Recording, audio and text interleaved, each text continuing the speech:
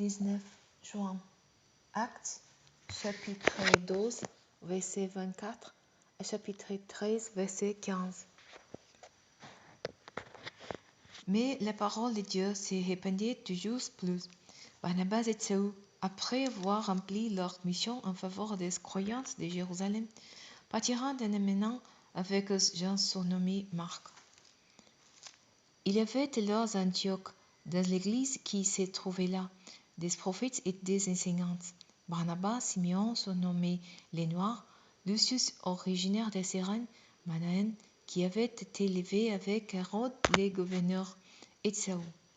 Un jour qu'ils adorant ensemble le Seigneur et qu'ils jeûnèrent, le Saint-Esprit leur dit: Mettez à part pour moi Barnabas et Saül pour l'œuvre à laquelle que je les ai appelés. Alors, après avoir jeûné et prié, ils leur imposèrent les mains et les laissèrent partir. C'est donc envoyé par le Saint-Esprit que Barnabas et Saül descendirent à Séleucie. Ils s'embarquèrent pour l'île de Chypre.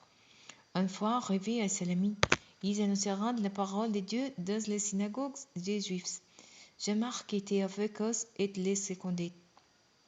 Ils traversèrent toute l'île et arrivèrent à Paphos. Ils trouvèrent là un magicien juif nommé Bar-Jésus, qui se faisait passer pour un prophète.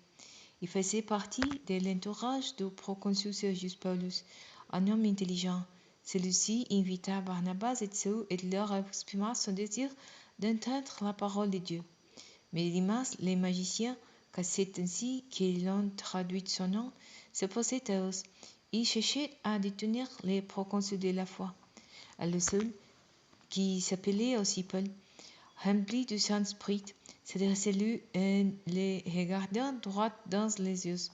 Charlatan, plein de ruses et de méchanceté, fils du diable, ennemi de tout ce qui est bien, quand ce sera tout des faussaires des plans du Seigneur qui sont droites.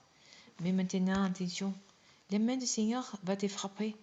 Tu vas devenir aveugle et pendant un certain temps, tu ne verras plus la lumière du soleil. Au même instant, les yeux de l'immense s'obscurcirent.